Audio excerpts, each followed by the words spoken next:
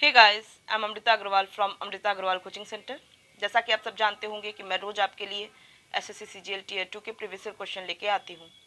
इधर मैं जो पेपर सॉल्व करवा रही हूँ वो है एसएससी सीजीएल 2020 के मेंस का पेपर, जो 29 जनवरी 2022 को पूछा गया है। इस पेपर के बहुत से क्वेश्चन ऑलरेडी मैंने सॉल्व करवाए हुए हैं, जिसका लिंक आपको डिस्क्रिप्शन बॉक्स में मिलेगा, और एक प्लेलिस्ट बनाई है जिसमें अभी तक जितने भी मैंने एसएससी सीजीएल टीयर 2 के प्रीवियस क्वेश्चन सॉल्व करवाए हैं और आगे करवाऊंगी, उन सबके लिंक उस प्लेलिस्ट पे मिलेगी, और प्लेलिस्ट की लिंक मिलेगी आपको आई बटन पे और डिस्क्रिप्शन बॉक्स में। तो चलिए स्टार्ट करते हैं एसएससी सीजीएल 2020 के मेंस का ये क्वेश्चन है the value of 1 and 1/3 divided by 2 and 6/7 of 5 and 3/5 multiplied by 6 and 2/5 divided by 4 and 1/2 of 5 and 1/3 divided by 3/4 multiplied by 2 and 2/3 divided by 5/9 of 1 and 1/5 is equal to k where k lies between। और आपको ये options दे के रखा है। Question ये board मास पे based question है। आपको इसकी वैल्यू, इसको सॉल्व करेंगे तो इसकी वैल्यू जो मिलेगी वो होगी के इक्वल, और के इन सब में से किसके बीच में लाई करता है बस ये बताना है। मीन्स आपको एग्जैक्ट नहीं बताना है किन दो इन नंबर्स के बीच में लाई कर रहा है, ये बताना है। क्वेश्चन सिंपल है, बस आपको बॉड मास का ख्याल रखना पड़ेगा। बॉड मास का रूल क्या कहता है, पहले ऑफ सॉल्व करिए, उसके बाद डिवाइड, उसके बाद आप करिए मल्टीप्लाई। आप समझ रहे हैं, पहले ऑफ करने की मीनिंग क्या होती है, ऑफ वाली जगह कर देना होता है मल्टीप्लाई का साइन, और पहले इसे सॉल्व कर लेना होता है। और डिवाइड की मीनिंग ये होती है कि जो डिवाइड के बगल में, इधर की ओर बगल में जो नंबर होता है उसे कर देना होता है इनवर्स, जब डिवाइड के साइन को कन्वर्ट किया जाता है मल्टीप्लाई के साइन में। अब बस एक बात का आप ध्यान दीजिए कि अगर ऑफ पहले सॉल्व करेंगे तो इसका मतलब हम इन दोनों जो नंबर्स हैं इन दोनों नंबर्स को पहले सॉल्व करेंगे, जो ये है और ये है। जब इन दो नंबर्स को सॉल्व करेंगे तब इसका नंबर आएगा डिवाइड का। इसका मतलब डिवाइड के बगल का जो नंबर जो कि डिवाइड को मल्टीप्लाई के साइन में कन्वर्ट करने पे इन्वर्स हो जाता है, इसका मतलब ये पूरा कंप्लीट होल नंबर इन्वर्स हो रहा है। अगर मैं डायरेक्ट काम करना चाहूँ, मैं ऑफ को सॉल्व करने के बजाय मैं डिवाइड को मल्टीप्लाई में कन्वर्ट कर दूं और इस ऑफ को भी मल्टीप्लाई में कन्वर्ट कर दूं, और चाहूँ कि इस वर्क को एक साथ करूं, तो ऐसे केस में मुझे क्या करना होगा, ऐसे केस में मुझे करना होगा कि इसके साइन को मल्टीप्लाई कर दूं और साथ में ये जो दोनों नंबर है इन दोनों नंबर्स को इन्वर्स करूं, ना कि सिर्फ इसके बगल वाले नंबर को। आई होप आपको क्लियर है। अभी मैं इसको सॉल्व करवाऊंगी तो आपको और भी क्लियर हो जाएगा, और जहाँ तक मैं समझ रही हूँ कि यहाँ पे आपको डाउट होना नहीं चाहिए, और आप लोग भी साथ में सॉल्व करिए तो आपको भी थोड़ी सी क्लियरिटी मिल जाएगी। अगर आपको जहाँ जहाँ भी दिक्कत लगेगी आप तुरंत वहाँ पे चीज़ों को क्लियर कर लेंगे। ठीक है, तो चलिए स्टार्ट करते हैं अब इसका सॉल्यूशन। देखिए 1 and 1/3 है, तो 1 and 1/3 क्या होता है 4/3।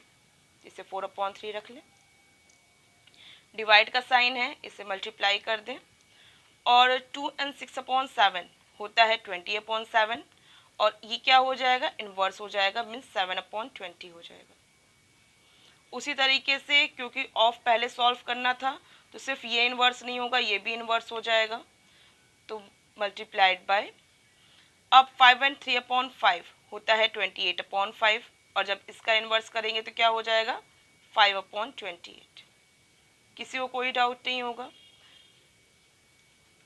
पहले मतलब ये जो डिवाइड का मल्टीप्लाई किया, मल्टीप्लाई करने के बाद इन दोनों डिजिट्स ये दोनों को मैंने इन्वर्स कर लिया, क्योंकि ऑफ पहले सॉल्व होता है। सॉल्व किए होते तो बगल में, डिवाइड के बगल में हमको यही एक डिजिट यहाँ पे इसको सॉल्यूशन के बाद जो नंबर मिलता वही बगल में होता।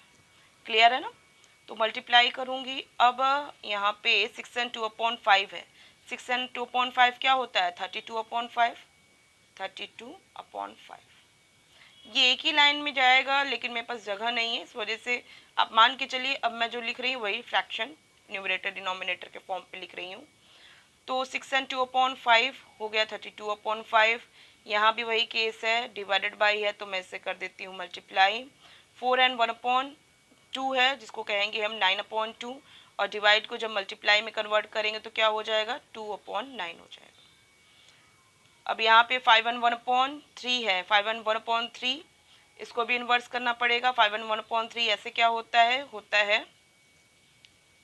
16/3, और 16/3 को जब इन्वर्स करेंगे तो क्या हो जाएगा 3/16।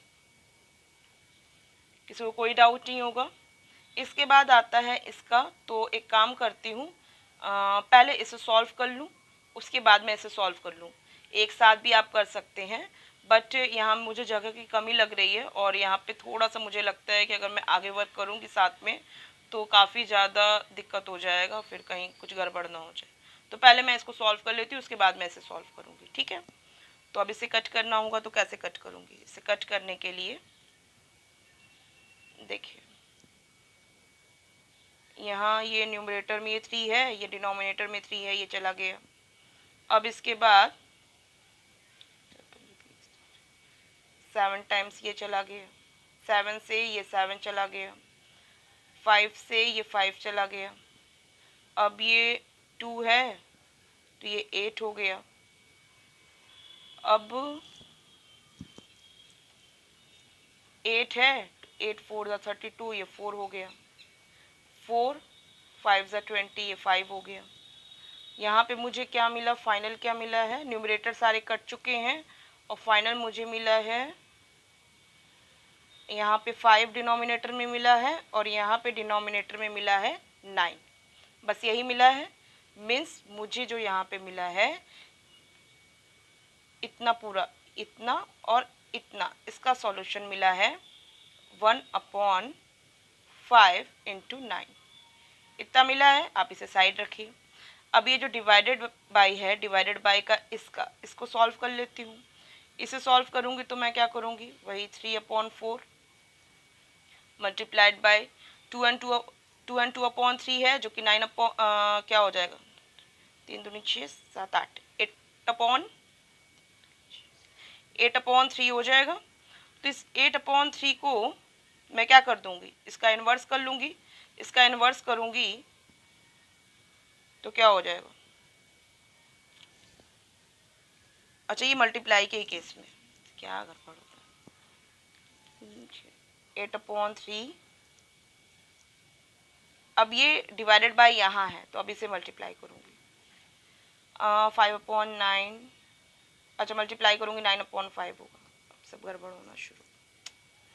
ऑफ है तो ऑफ का भी इसका मल्टीप्लाई करके इन्वर्स करूँगी। 1 and 1/5 है तो हो जाएगा ये 6/5, इन्वर्स करूँगी तो हो जाएगा 5/6।